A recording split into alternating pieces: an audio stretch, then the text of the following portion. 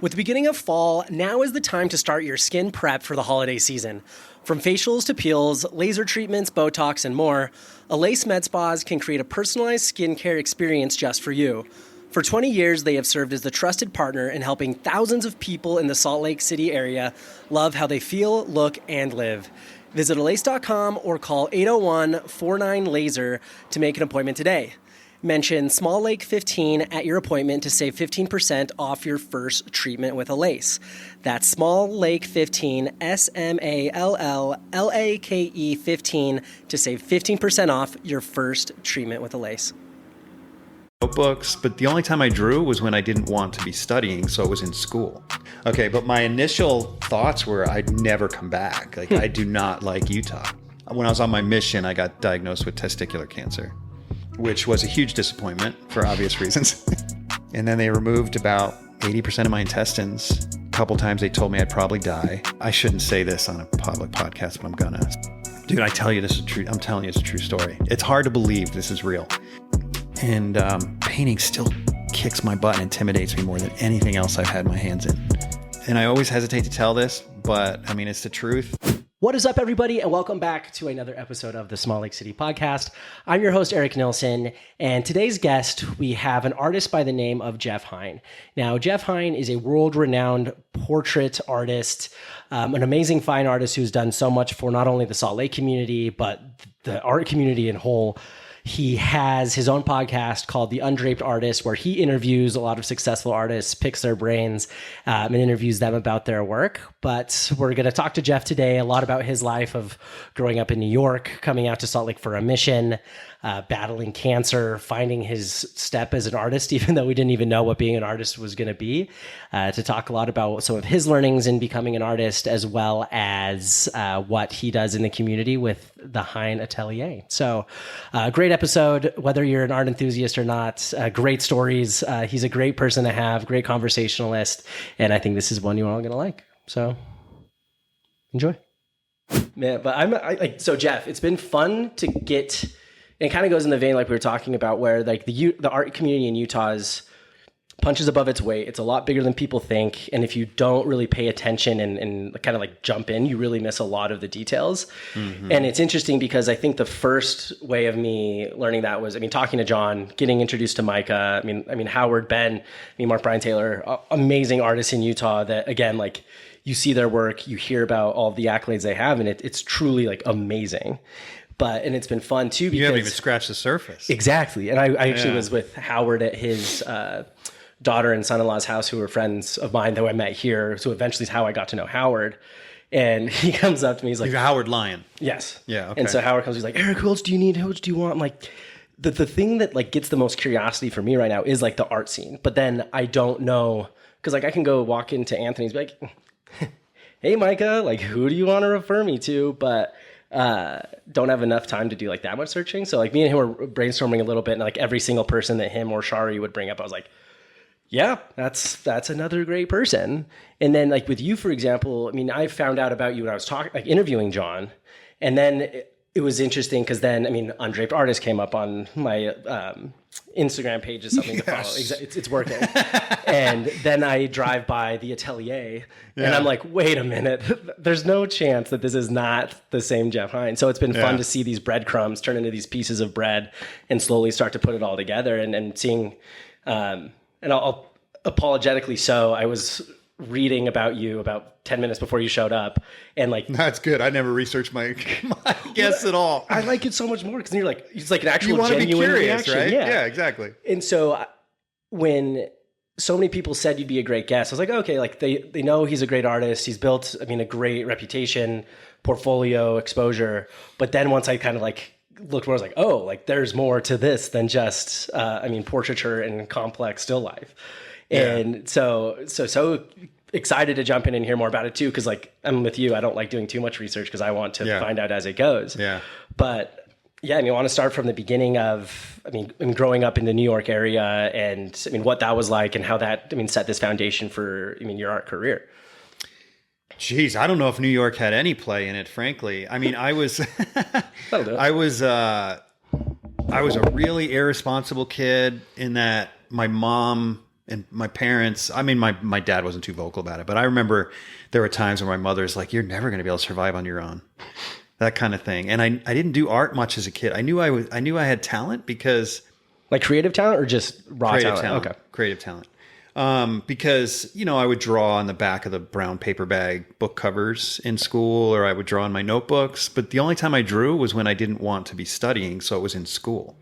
So I knew I was good for my, compared to my peers, right? But when I got home, it was the last thing I wanted to do. I wanted to play sports, or I wanted to just, hang out in the neighborhood, or, just do kid stuff, right? So I wasn't one of those kids that had my face in a sketchbook all the time at all. And so when I told my mother that I wanted to study art I guess I would have been 17 when I graduated from high school, she's like, what? You don't even draw? Like, I mean, she knew I could draw. She knew I was talented. But you weren't taking like art classes after school? No, in fact, she would tell me to take art classes, and I'd be like, all my life. She's like, you don't even take art classes? I'm like, yeah, I don't know. I'm not really interested, And then one day I tell her I'm going to study art in college. She's like, that's crazy. Which, like, I understand a parent's worry, especially. Oh, absolutely. Being like, you want to study that? Like, okay. Like, I want to be, like, I feel like there's this pull of like, I want to be supportive, but at the same time, like, it's an art degree, especially when there's like no huge history of art, to be like, okay, Jeff, like, let's think about this. Oh, yeah. And any good parent that is ignorant of the potential of an art career is going to do what my parents did, So I don't blame them at all. I mean, they really tried to get me. They're like, what about graphic design? What about animation? What about, and I'm like, no, I want to be an artist. Although I didn't know what an artist was. Yeah. I thought I'd illustrate books or something. And I didn't know what a fine artist was at that point. Yeah, it's a detail, because like artist, you could say, is like this upper umbrella of, right. I mean, graphic design and sort of all of these things, and you could say it's kind of the thing that envelops everything. But like to be like, I want to be a fine artist that sits in front of a canvas and paints. I had no idea what that was. Yeah, all I knew is I wanted to do something traditional with my hands. Got it. So they would say, let me see, I started school in 92. Okay. College in 92, and if I remember right, we had just gotten our first computer, and it was like practically DOS, you know? And I remember kind of, it's all vague. I mean, it was so long ago, but just creating this little like 20 pixel character on some totally rudimentary program that's hardly a graphics program. I mean, if a kid saw it today, they would just be like, this is the dumbest thing I've ever seen. I mean, it might have been just several pixels. And my mom's like, see, you could do something like this. I mean, this was the time of I guess it would have been like Super Mario Brothers and that sort of thing. So, it wasn't terrible, but I wasn't using that kind of software. I was probably on like Paint or something. It's like the Paint before Paint was Paint. Exactly. Yeah. Anyway, so my mom's like, well, what about this? Computers might be the thing. And I'm like, no, Mom, I want to be an artist, whatever that is. So anyway, they did support me in that they still helped me with school for a little bit until I got married. And, but then I ended up coming to Utah on a mission. That's how I ended up here. Yeah. Let's go to the mission and kind of the 4 years that. So I went to Ricks College, which is now BYU, Idaho. And I had a great teacher there, Griffin. His name was Professor Griffin. And he was great. He was mean as hell. Like he would, if you screwed up, he would just make fun of you in front of the whole class. Perfect. Which a lot of people hated him for it. But I hated him for it too, in a way. But at the same time, my personality type, it worked perfect for my personality type because I always had this like screw you attitude and like, I'm not going to let you make fun of me again in front of the class. And then he also had this thing that would never work today with this generation, but it was like, if you're the best in the class, according to him, obviously he's the judge because he's the best in the class. He does the teacher. If you're the best in the class, you get the A+, and everyone else is graded down from there relative to your performance. Dude, that's the way to grade, in my opinion, because for me, at least, it was so motivating. I'm like, I am getting that A+. And I remember there was one girl in the class that was always like the one to beat. And I think I got it every time, but man, she was tough to beat. Interesting. Yeah. But it was motivating as all get out. Well, it's so funny because like, I mean, thinking about this like childhood version of you that's like, I don't want to be told what to do. I'm doing this for fun. But as soon as it's like an actual task given from someone, you're like, I'm out, like hands off. And then once you go to college and you have this, I mean, call it like the right learning environment, the right teacher to do so, which a lot of people might back away from because they're like, well, I don't want to be graded like that. I want the bell curve. I want to be rewarded. And you're like, no. I want to be at the top. I don't want to be embarrassed. And then that's like, it's funny to see these two different situations in like, I mean, environments where one where you like don't even want to succeed and then one where you thrive. Yeah. I think part of it, that's all true, but part of it is that when I get obsessed with something, I get obsessed. And as a kid, I was obsessed with play. It's that simple. It sounds so stupid, but it's the truth. I'm like, I just want to play and have fun. But then once I went to college, I switched my obsession. And then I became all in at that point. Interesting. And so, and I didn't learn that about myself until, I became semi-adult. It's like a few years ago. And it's a strength and a weakness because it's also, I can be very distracted because I have a lot of obsessions now. So I have to just keep some of them in check because the older you get, the more you acquire. I know all about right? these Yeah, feelings. you do too. Like you have a podcast now and so do I. Okay. It's like, dang it. Now I'm obsessed about something else. But it worked out great for me because once I got to college, I'm like, all right, now my neighborhood's gone. My old friends are gone. My opportunity for the things I used to do for fun are gone. My girlfriend's gone. Like all that was back in New York. Like, just focus. Now all I have left is paintings and well, I didn't never painted then, but all I have left is this art education thing. So I just went in, full steam ahead. So, and it was cool because I didn't have a lot of confidence as a kid either. So I always figured that once I got into a bigger, what's the word?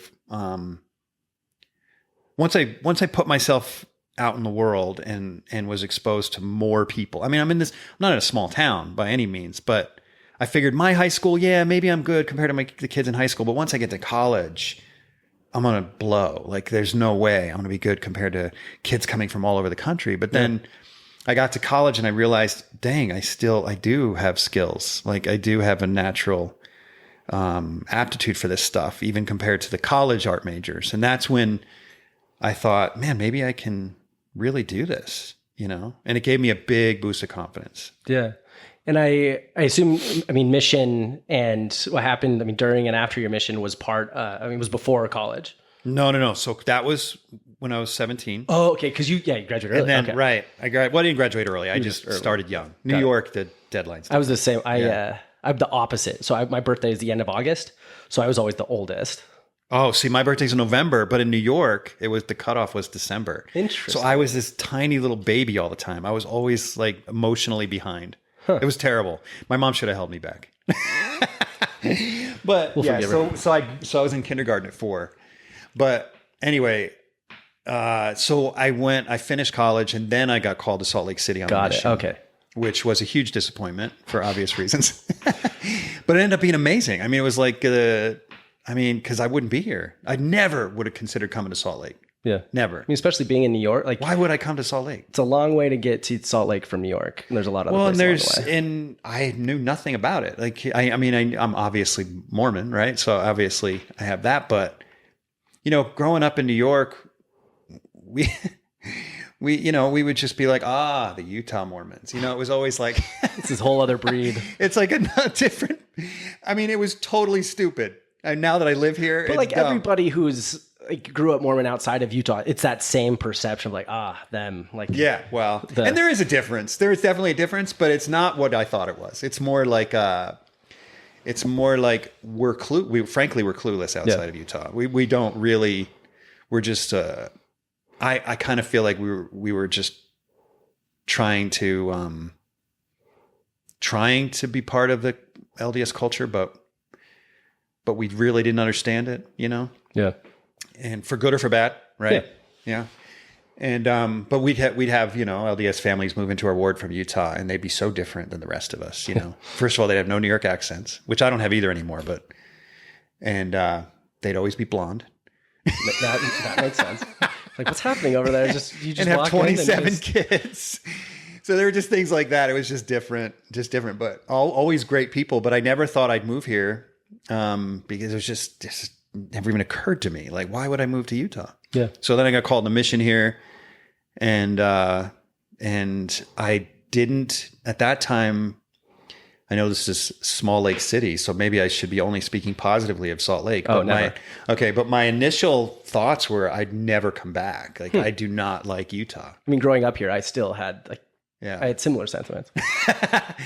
And I was like, no, this place is dry. It's ugly. I mean, I remember leaving the airport in Utah the first time. This was probably when I went to Rick's, but leaving the airport, it probably was in 92 that I noticed this the first time. But I just remember flying out of New York and the whole state looks like a chia pet. It's like, do you remember chia pets? Yeah, of course. Yeah, Okay. It's just fluffy green. I mean, there's a lot of it's really populated, like really populated, but there's so many trees. You can't see the houses in the fall or in the winter. Yeah. It's like houses, right? Cause all the leaves are gone. But I just grew up just canopied with trees. That's the way what I was used to. And then we fly into Utah and I thought I was landing on the moon. I was like, what the crap, trees. Man?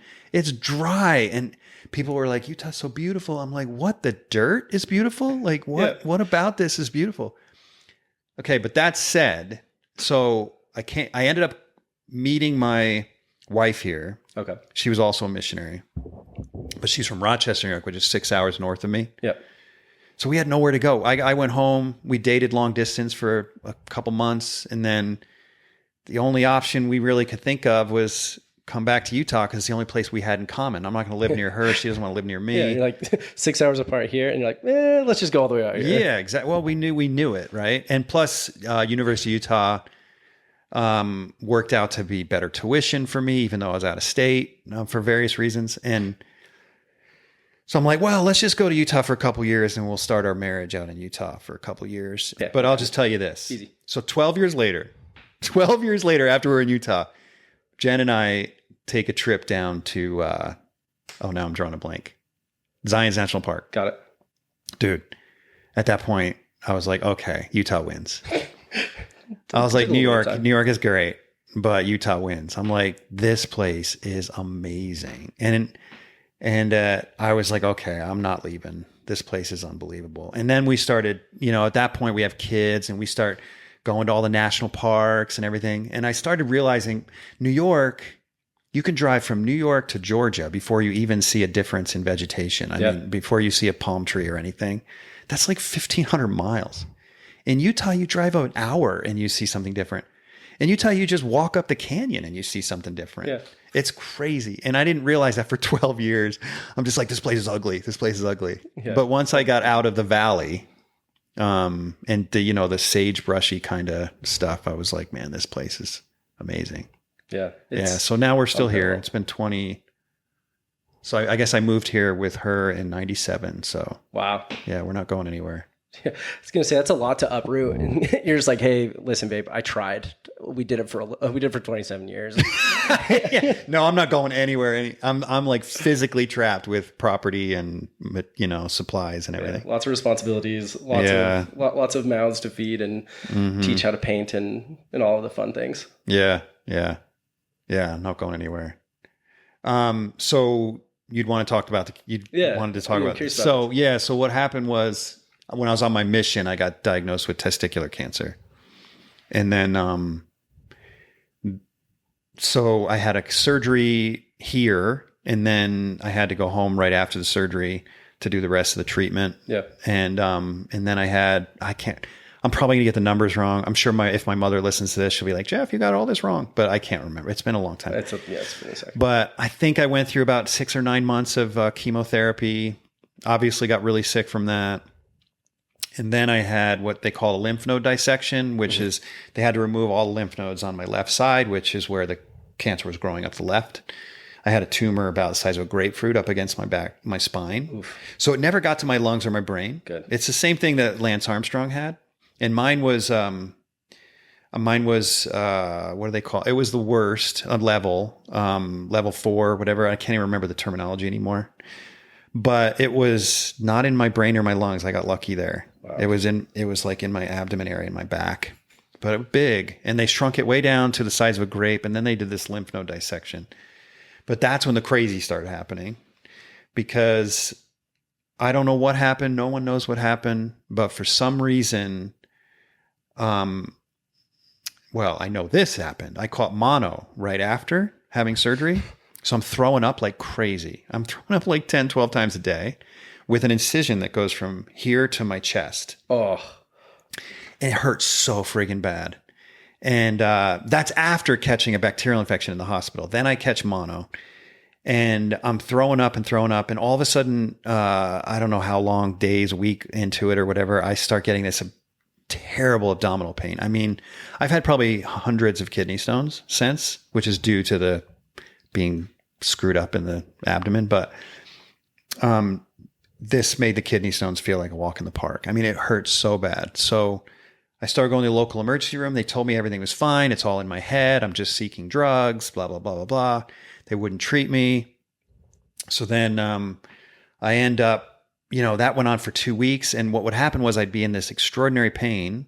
And then they would tell me, or they would, just sort of like give me saline instead of medicine and just tell me I was crazy constantly, blah, blah. I'm not going to get too into the details. Right. It went on forever. But, and then long story short, after a lot of craziness, the last time I was in the hospital, my mom came in and said, screw this, I'm taking him out. She took me to another hospital in New York City where they ended up removing 80% of my intestines because they had gone gangrene. Yeah, wow. So what had happened was my intestines had, every time I was feeling pain, I would feel it for like 2 or 3 hours and it would go away. And every time I was feeling pain, what would happen was a loop of bowel would be going out of the sac that holds all the bowels together. Because if you don't have that sac, they'll wrap around every organ in your body, right? It's like a bag of snakes. Yeah.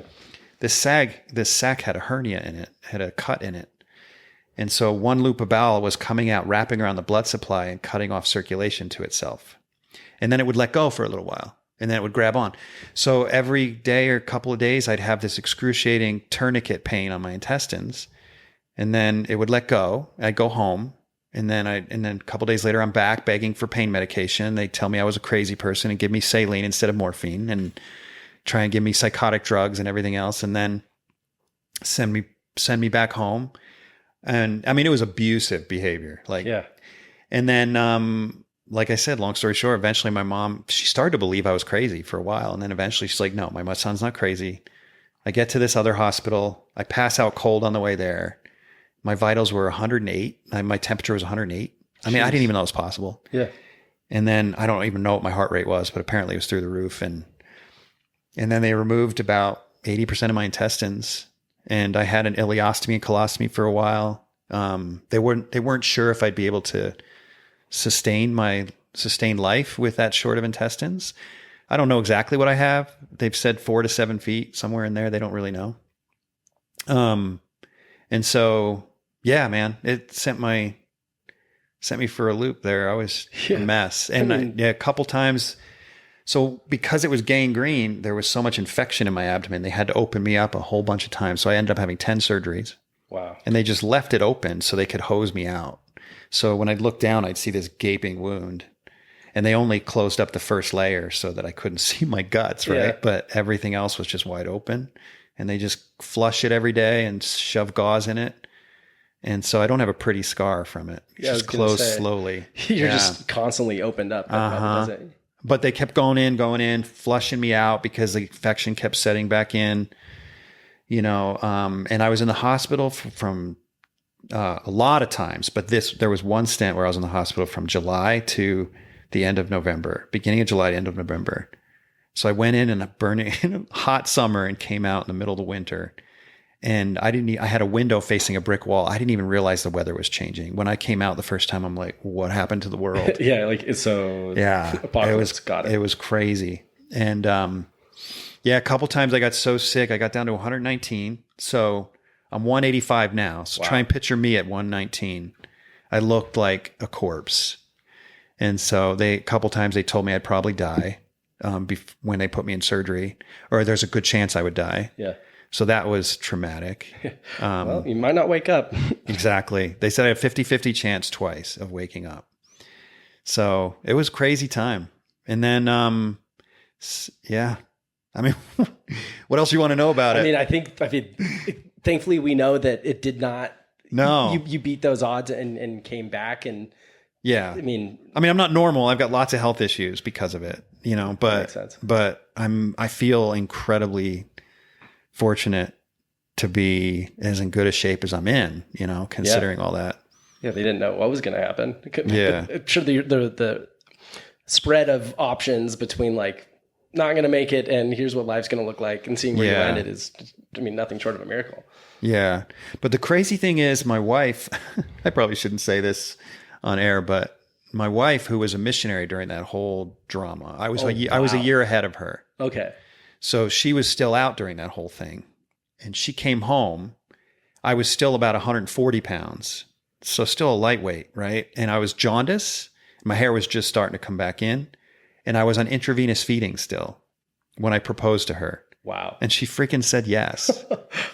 What a and her mom said, what are you joking with me? What's this guy's life expectancy? Like, let's see if we can get to the wedding. And but seriously, her mom was right on. It's like, what was she thinking? Yeah. But I'm still here. So it worked out. We've been married 27 years, but dude, it was amazing. So she and I came to Utah. I was just barely better, not 100%, but just barely able to leave home when we came to Utah. And it's been an interesting road, to say the least. Yeah. But not to sound cliche, but it was motivating because at that point, I didn't know how long I would live because the last thing I remember them saying to me was, you should probably still be on intravenous feeding. We don't know how long you can live without, with this few intestines. We don't know what they knew some of the problems I'd have. Like I'd have kidney stones all the time. They knew I'd need B12 shots. They knew a lot of stuff, but they didn't know exactly what kind of long-term problems I would acquire.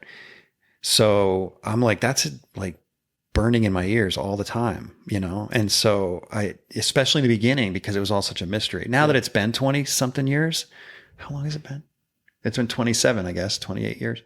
Now it's like, I do have problems, but it's not quite, the urgency is starting to fade.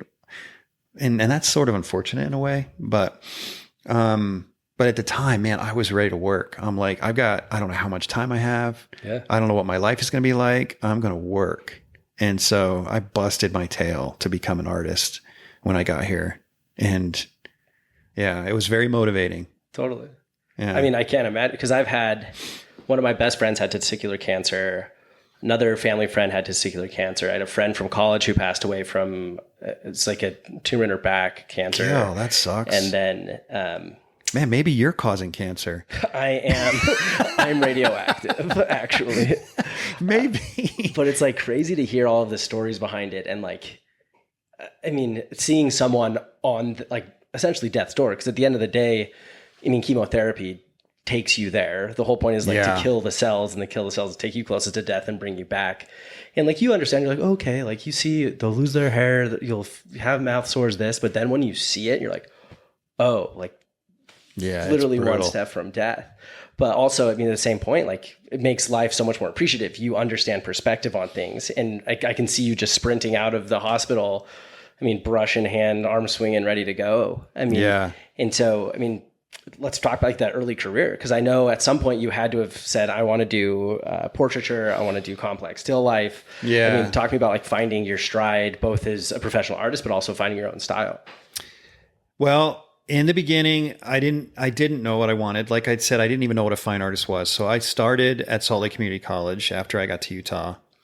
And I had a few good teachers there, Rick Graham and Rob Adamson, this other guy, George. Now I can't remember George's last name. I haven't heard about or from him for a while. But some pretty good teachers there. It's kind of a gem. At least it was 20 years ago, Salt Lake Community College.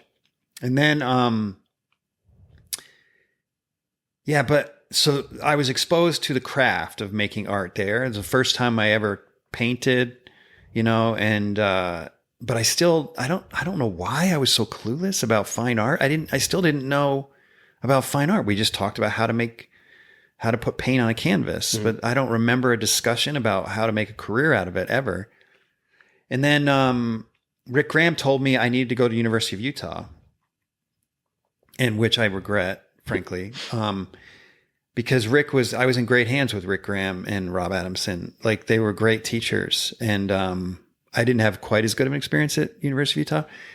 And so, I mean, I had some good stuff going on. There were some people that, there were some things I learned there, but when I got there, I picked up where I left off and I just said, I guess I'll study illustration. That's all I knew, right? So I got into the illustration program, started doing that. And then I started noticing at the University of Utah, they had this fine art program. And that was probably the biggest difference. And someone might correct me, but I don't remember a fine art program at Salt Lake Community College. Interesting. Yeah, maybe there is, maybe there was then, or there is now. I don't know, but I don't remember it. So, but I see all these students just hanging out in the figure drawing room and like doing paintings instead of like dealing with type and all this other stuff that I was doing. And I'm like, yeah, that sounds freaking cool. Yeah, like, I want to do what they're doing. Yeah, what are they doing, So I started thinking about that. Anyway, eventually I switched to fine art. And yeah, I mean, like I said, there were some things I learned. What I found was it was interesting.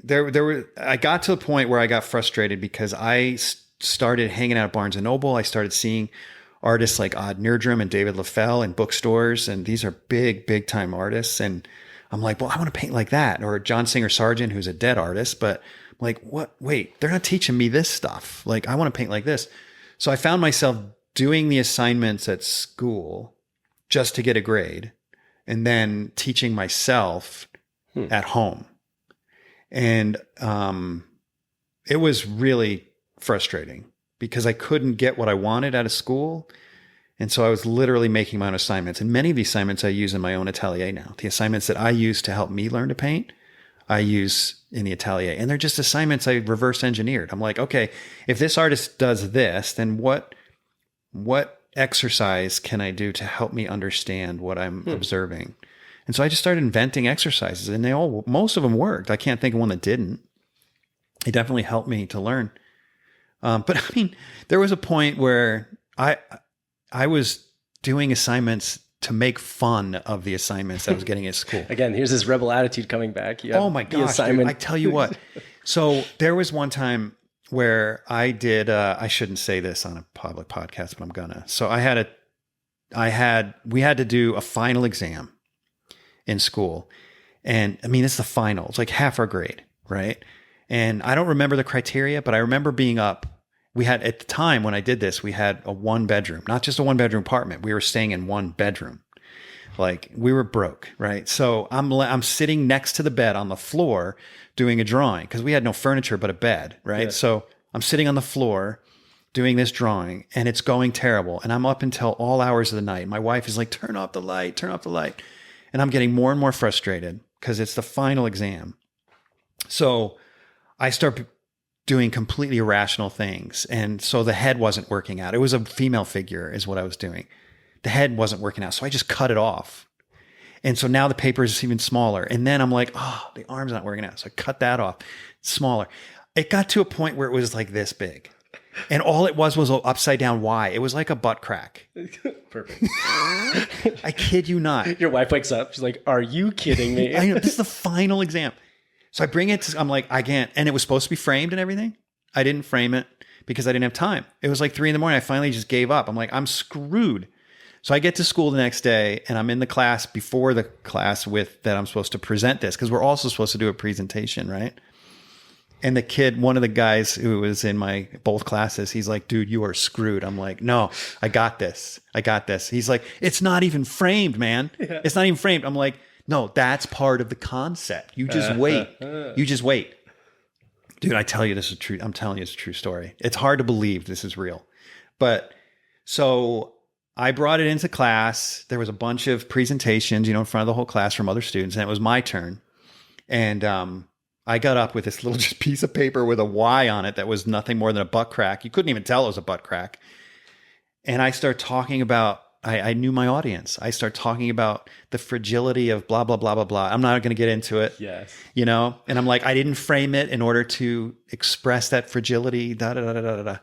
And I knew my audience. I got a standing ovation. And then the teacher stood up and shook my hand after and said, that's the best presentation we've ever had. And I got an A+. What a dumb... Ugh. That's amazing. Dude, so I just started doing that my entire college. I brought a rubber ducky to a sculpture class and said what it represented, and I got an A+.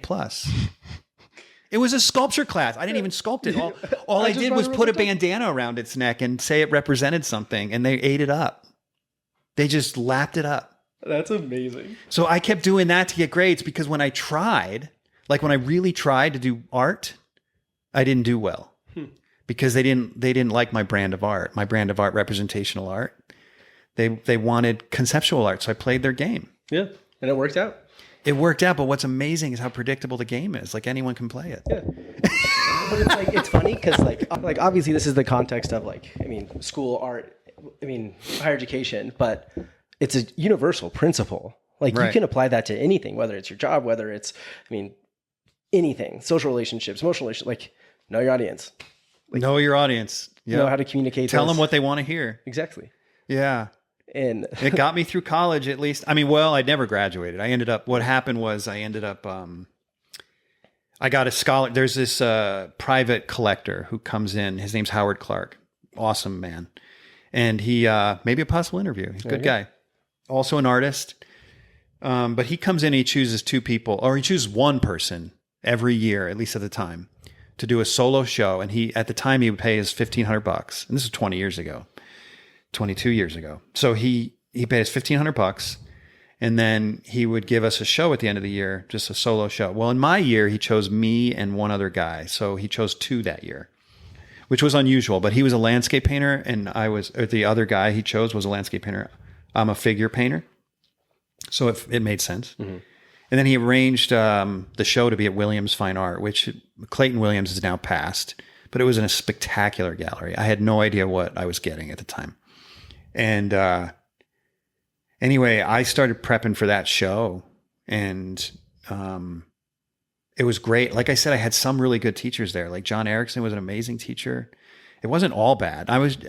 There was some that were really good. Like John Erickson was good. And John Erickson, I remember he just was like, Jeff, just go do your thing and I'll give you an A if you work hard. And I'm like, yeah, I'll definitely work hard. There's no question about that. So he didn't even expect me to come to class, which may seem like not a good teacher, but it was because it's what I needed. He knew what I needed, So I came up with this show at the end of the year. And then that show did so well that Williams picked me up full time as an artist, as one of their artists. They started selling my paintings as fast as I could paint them. Wow. And I thought, well, I'm not going to go back to school this semester. I had two classes left, a writing class and a painting class to graduate. I'm like, I'll wait another semester. Yeah. I'll wait another semester. You have what you want to do going on. It's happening. Yeah. So now it's been 22 years and I still have a writing and a painting class. Although now I'm sure I'd have to start over, but I don't know how that all works. However, they can get as much money of you as possible. Yeah, yeah, exactly. So I never did graduate, but it wasn't intentional. Just sort of blew it off every semester for 22 years. Yeah. So every fall, you're like, maybe this is the year. Nah. Yeah, exactly. Your wife is holding on. Like, yeah, are you exactly. Gonna do it? No, that's amazing. And obviously it's been a very successful career, and you have. At what point did the atelier come in, and like that space that you have? So it kind of came in right away. I had a really good. The name has changed, but I think of it as starting back in 2002. Okay, right, and it's evolved. So for a while it was like Jeff Hein. I can't remember what I called it, like the Hein Studio, and then it was like Hein Academy, and now it's Hein Atelier. But it started out with during that summer when right after that scholarship show. Like I said, I was selling paintings. So I went out and rented a studio for $300 a month. Or it was $350 a month. And, it was just a vacant room in an office building. It wasn't a studio per se, right? I just found a vacant room, but I was scared out of my mind because I wasn't selling paintings as fast as I could paint them. I had sold a few paintings, right? It was the very beginning. It was literally the week after, stories, right? So I didn't know my future. I thought maybe it could be a fluke, whatever. So I went out and took a chance and I rented this studio. And then I thought, well, at the very least, if I could get 2 students to pay for the studio, because I didn't have the extra income to pay for the studio. If I could just get 2 students, then I could pay for the studio at $175 a month or whatever. And I went home and there was a message on my answering machine the night I rented the studio and set it all up, like built a little model stand out of 2x4s and everything. I go home that night and there is a message on my answering machine of a mother and son who wants lessons. Of course. I kid you not. I was like, oh my gosh, it's a freaking miracle. So I never had to pay rent, which was a huge weight off my shoulders. Like now I can focus on painting. So that was the beginning of the Hein Atelier. It was just me. And it within a week or two, it was 4 students. And it's all I could fit in my studio. And they would come twice a week. And then a year or two later, I upgraded to a bigger studio, took on 8 students just twice a week. And then at some point, I realized that it wasn't working. Like the once a week class just wasn't working. I mean, they were improving, but it was at a snail pace. Yeah. I'm just like, this isn't fulfilling. I'm not seeing growth. So I quit teaching for like 9 months. And that's when I learned that I'm an extrovert and that I missed it. Like, where are those people I was talking to? Yeah. I'm like, man, I don't like being alone all the time. I mean, I need my alone time, but this was rough. Not like that. Yeah. So that's when I started researching how students were taught in the past and how they apprenticed under old masters. I thought, if I'm going to teach again, to this teaching thing, I'm going to do it right. So I started researching and I figured out that the way the old masters taught is they studied with a master, right? And they apprenticed with them. It wasn't a classroom setting. It was a lot of learning through osmosis, just being in the presence of them, watching them work, having open access to the studio and that sort of thing. So that's what I created the Hein Academy, which is really now the Hein Atelier. Nothing's changed. Functionally, I just changed the name later. But at the time, it was Hein Academy. And then when I did that, I did it in my current studio for about a year. And then I moved out of there and bought a building downtown, which is the one you were talking about. Yes. On 700 South in Maine. Yes. And converted that to personal studio / academy. And that's what I've been doing ever since. Now I'm down to 8 students. That's intentional. I'm trying to just sort of compress. Yeah. Not have quite as much responsibility, but I'll probably always teach on some level. But I've also expanded it to online. So I have 8 in-person apprentices, but then I do online mentorships, and I have about 50 students on that. And how often are you doing classes? I do that every Friday. Okay. Yeah. But it's the same format, except they're obviously not with me, but I work with them at their own pace, and I actually mentor each of them at their own pace. So all of them are at different levels, and that I may invent an assignment for a particular student if they have particular needs. So it's really, one-on-one education, but in small group settings. So they do come to me in groups, but I'm working with each of them individually. Oh, I love that. And I mean, the only student I know personally that's, gone to your apprenticeship, John Darley. And so I'm sure it's fun to see people like John where, they come in, say they want to be an artist, endure through the whole apprenticeship learning process to the master, and then go on to do their own thing. But I'm sure it's been great to see not just John be that only story, but see other people become, artists, whether it's professionally or they just decide to do it as a hobby, but to truly see people, flourish and blossom into real fine artists. Yeah. And it's interesting you bring up John, because the key though is not even just to have a good teacher and have that opportunity. The key is the hard work. John was like, dude, that guy has work ethic. Yeah. He works like a dog. He was there 50 hours a week, every week without fail. And everyone he'd be there when people would show up, and he'd be there after they all went home. It was amazing. And he's still that way. And then he goes to New York and he does it for a year there, and he gets himself sick working so hard in New York. It's the guy is like an insane worker. Yeah. But that's what you have to do in this field. You can't be lazy about it. It's too, I don't want to say competitive, because you're not competing with other artists. The medium is competitive. It beats you. I often tell people it's the hardest thing I've ever done, and I've done it the longest. I've been painting for 22 years, but I also have all these other, you might call them skills or hobbies, whatever. And painting still kicks my butt and intimidates me more than anything else I've had my hands in.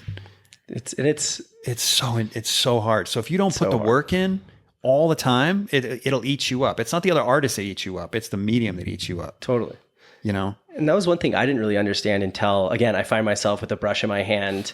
And because once I realized, because I think everybody has to go through, so we were kind of talking about it, I can't remember if we're recording or not, but like, we all have this part of our ego that tells us who we are. Right. And a lot of which, especially with, I mean, let's call it like capitalistic society today, we tend to push off a lot of the creative side, go towards the pragmatic, earning money tends to become like the priority for a lot of reasons. Not saying it's a good thing, not saying it's a bad thing, it's just a thing. And so as you go to talk to people and you're like, oh, like I'm an art, like I like to paint, like, oh, I could never do that. I'm not a creative person. I'm like, I urge you to challenge that in some way, shape, or form, because maybe you will find out. But at the end of the day, to learn a new skill in your adulthood when you've like kind of more or less gravitated towards the belief that like you can't teach an old dog new tricks, you can't do anything new.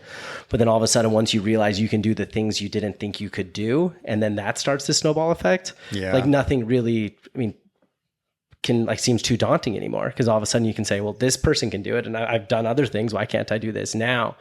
And I mean, going back to John for a sec, I mean, that guy is an absolute workhorse. I mean, he's the only person who he's like, well, I don't know if I want to, he's like, I'm going to go work in North Dakota on the oil fields, and then I'm going to maybe join the military, and then I'm just going to go again, like slave away in a studio. And he's someone, I mean, similar to you, where, I mean, you give him a task or you tell him to do something and he will do it. And if it's not good enough, he'll do it again and do it again and do it again. And it's been fun to see him, I mean, just evolve and just like see his, I mean, just become the artist that he is. And he's like he's amazing. Well, he's like, and he's humble about it. And I always tell him to be less humble about it. I'm like, John, you need to have a little bit more of an ego, just a little bit.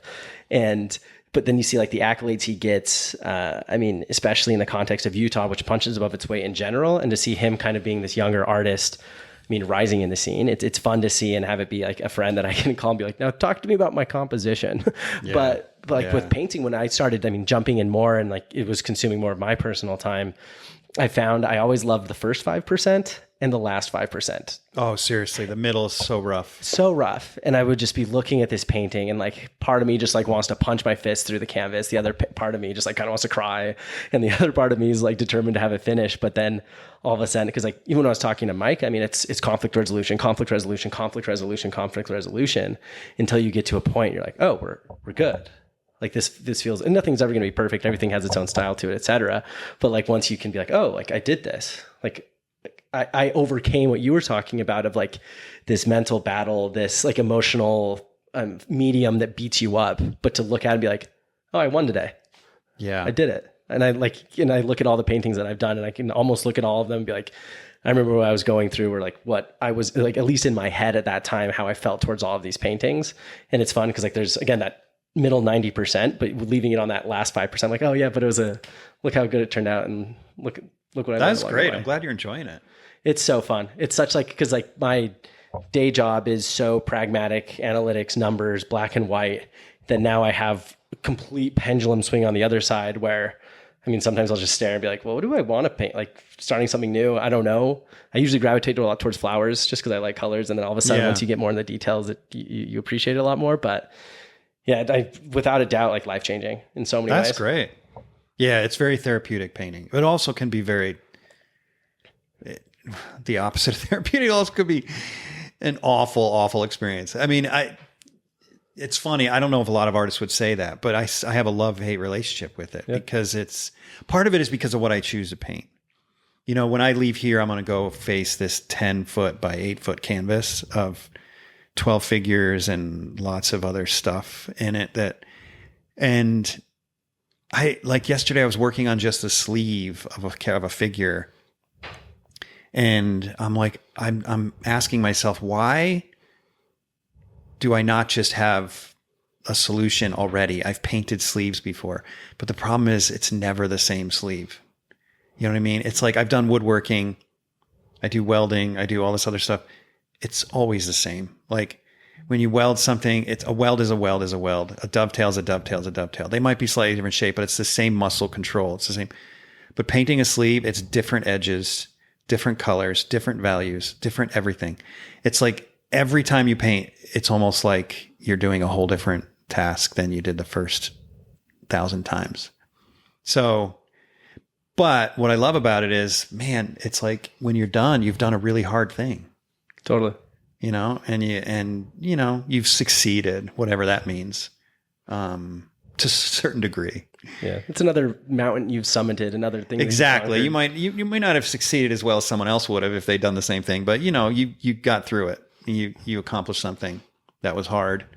So that's really fulfilling. Yeah. And it also makes me appreciate things a lot more. Like I'll be like a couple of my friends will always call me out on it, but I'll be driving and let's say golden hour, I'm on I-15. I look over, I see Mount Olympus and I'm like, oh yeah, we see like all the reds and the blues. There's some greens there. And like, I see how I would do that. And they're like, you're thinking about the colors and painting oh, isn't that funny how that happens? Like all of a sudden you just start like, I'll like look at the clouds and be like, well, it's not like pink and blue there. There's some purple here, but there's also like a little bit of green right there. Like you just start to appreciate the details and things more. Cause you're so like, I spent 3 or 4 months on this painting of Mount Olympus. And so now every time I'm in some sort of different angle of it, I'll stare and be like, oh, so that's why that's why those values were like that, because that's how like dynamic this shape is, or just sit there and stare. And like any of my close friends will be like, you're thinking about the painting in Mount Olympus. Like, yes, I am. Okay. Listen. You're addicted. It's terrible. Yeah. What's crazy is when I take someone out for the first time landscape painting that's never done it before. Like I remember taking my daughter out and pointing to the distant trees and she was painting them green. I'm like, Addie, they're not green. They're not green. She did it right pretty quick, but it was interesting to watch that realization come over her. Like, oh my gosh, they're not green, but she believed they were green. She always defined them as green because that's what a tree is. It's green. But when it's that far away, it's not. It's like a blue-gray. Yeah.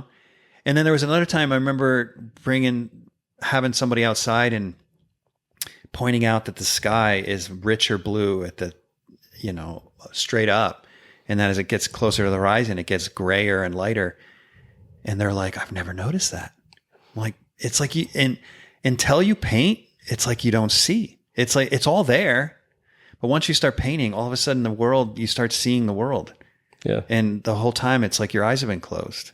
It reminds me of, I don't know why this just hit me, but like, did you ever read The Giver? Mm-mm. Where essentially the premise is they're in, almost seems like, alternative world reality where everything's very similar in everyone's life. There's no joy, there's no pain. And there's one person who kind of experiences everything and they can see color and they can hear the music and like see the beauty and everything, but they have to live in almost this like personal hell because they can't really tell anybody about it. Nobody really knows.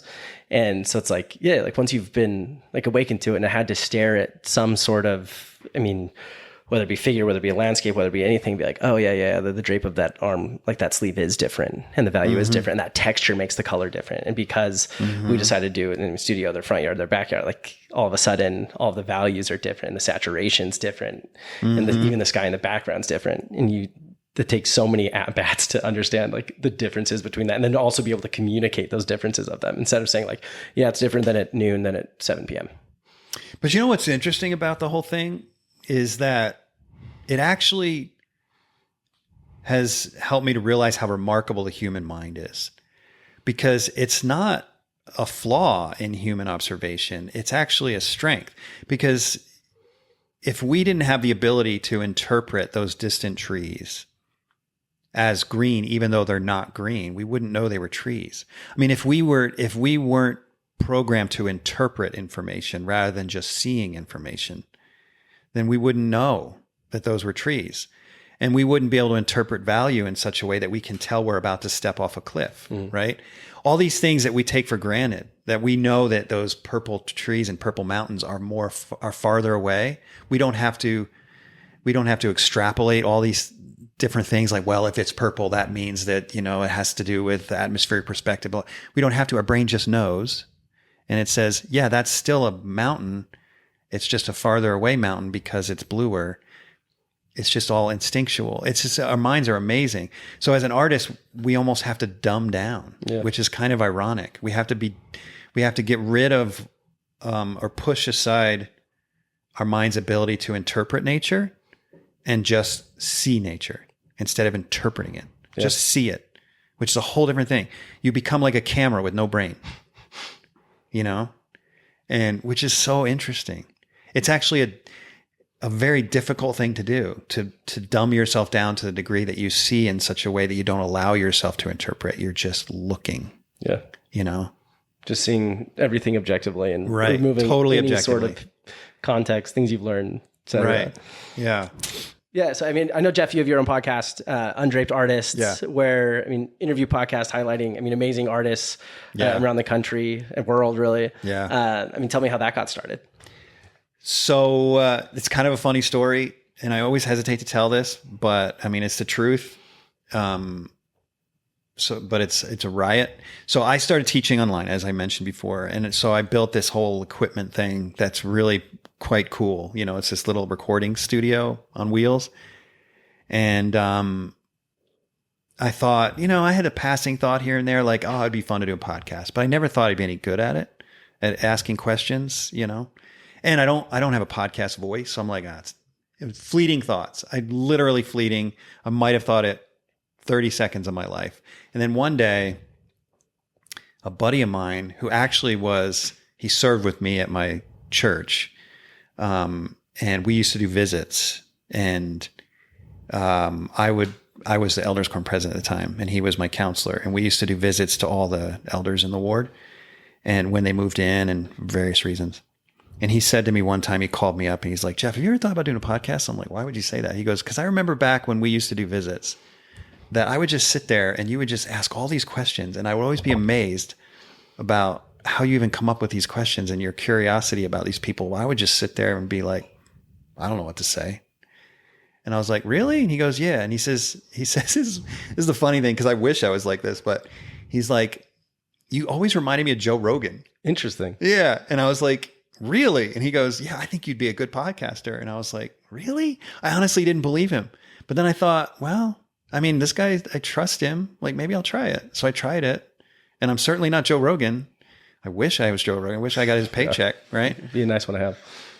But man, I freaking love it. Like, it's fun. So I just, you know, I'm lucky because I have an in with a lot of artists. So the first thing I did was get all the great artists I know who I'm actually friends with, right? That's you might say low hanging fruit. Probably shouldn't use that word because it implies that they're not worthy. Easiest amount of effort to get in front of. Exactly. No, they were amazing artists, but I already knew them. So I hoped they would say yes, expected they would say yes, and they did.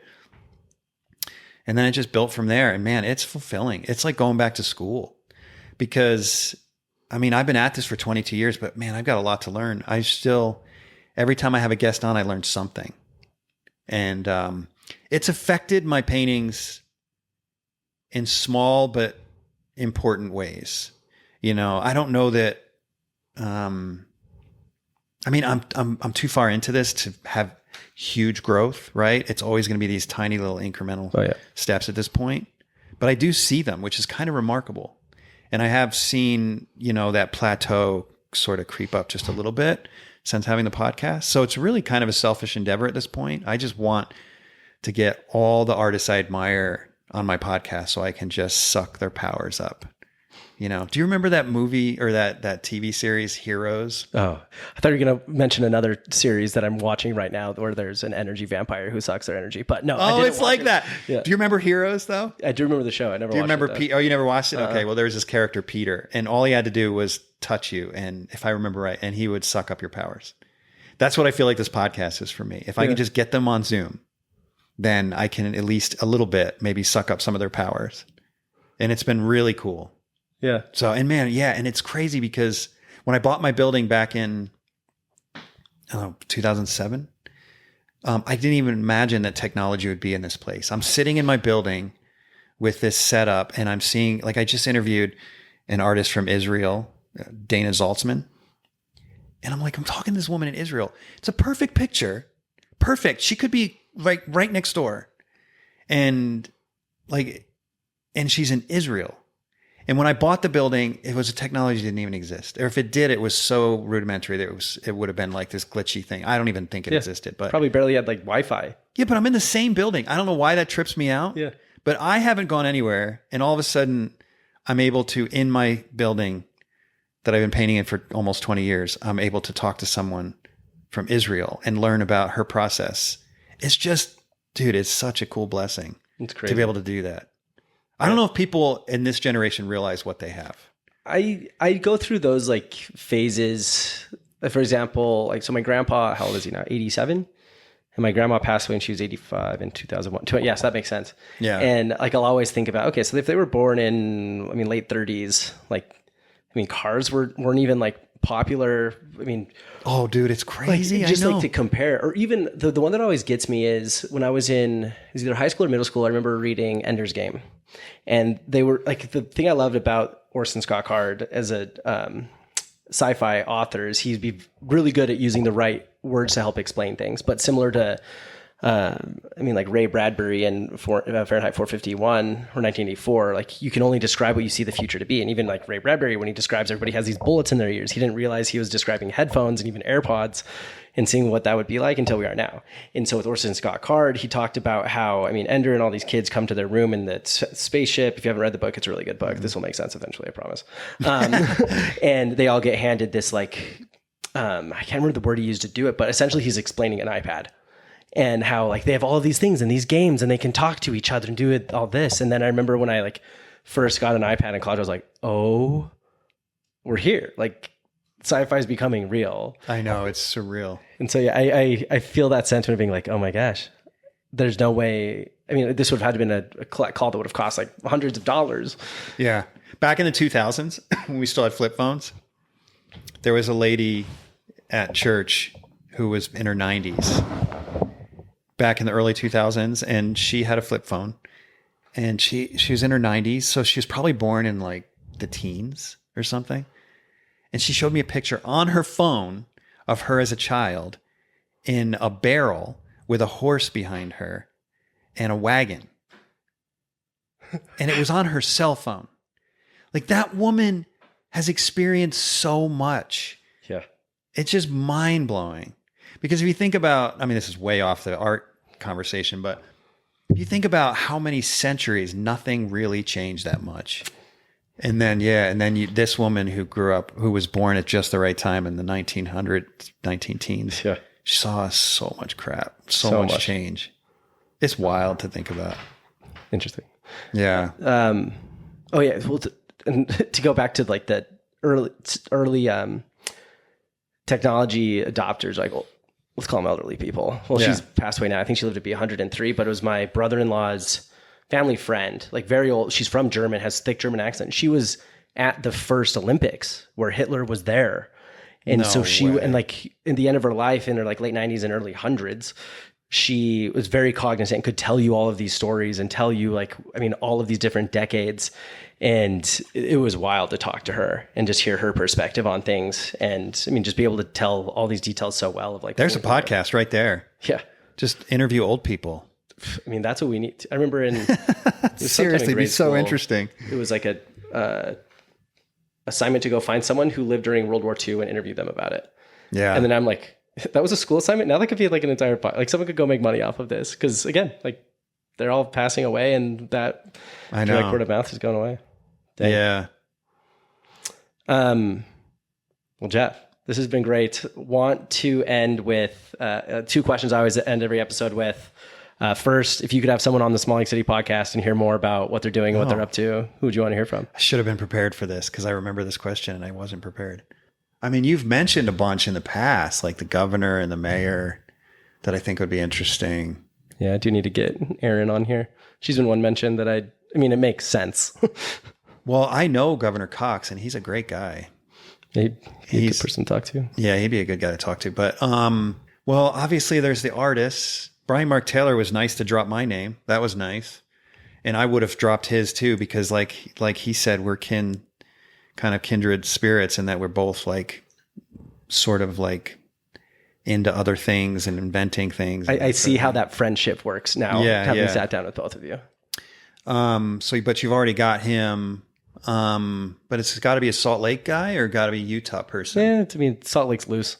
Salt Lake's loose? Yeah, because you've been all over, huh? Yeah. You've been all over. I think you should interview some major collectors. That'd be a good one. Yeah. And see what it is that they're, if you're interested in art, it'd be interesting to get in the mind of a collector. Yeah. Someone to figure out what it is that motivates them, because there are a lot of collectors that buy and sell art just to save on taxes, and then there are others that do it just for the passion of it. You should interview Gordon Bowen. Gordon Bowen. Do you know who that is? The name sounds familiar, but I couldn't put my finger on it. Okay, dude, this guy's something else. Okay. You should definitely interview Gordon Bowen. And I'm so glad I thought of him because he's like the coolest guy.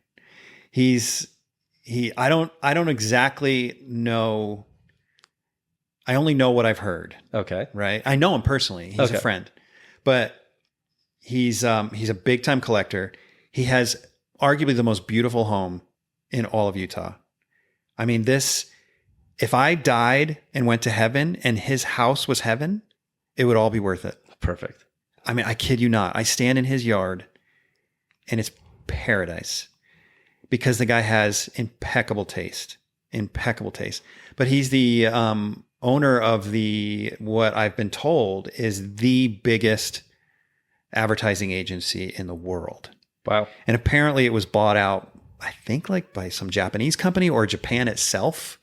And he's still, you know how with these buyout things, my understanding is, again, all this is just my understanding, is that he's obviously still got to work for them and make sure it still functions for a while until he retires or whatever.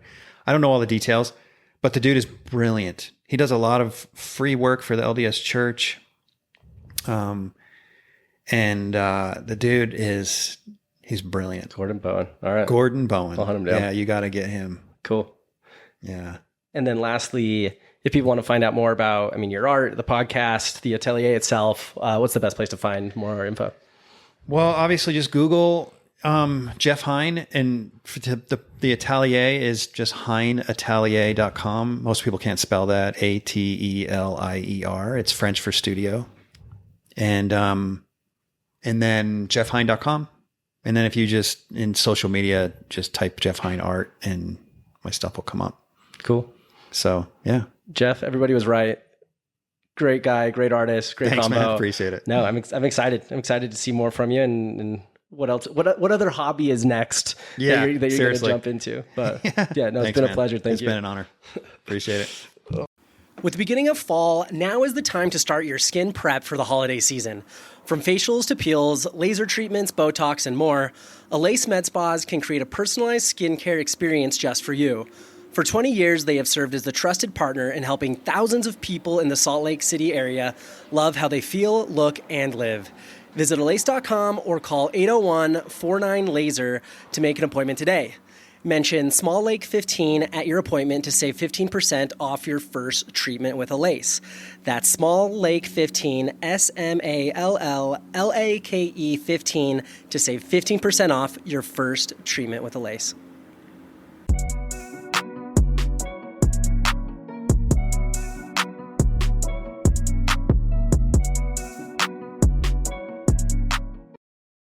Thank you so much for listening to this week's episode of Salt Lake City Podcast. Don't forget to like, follow, review, subscribe, and share this episode with your friends. And we'll catch you next week. We'll see you there.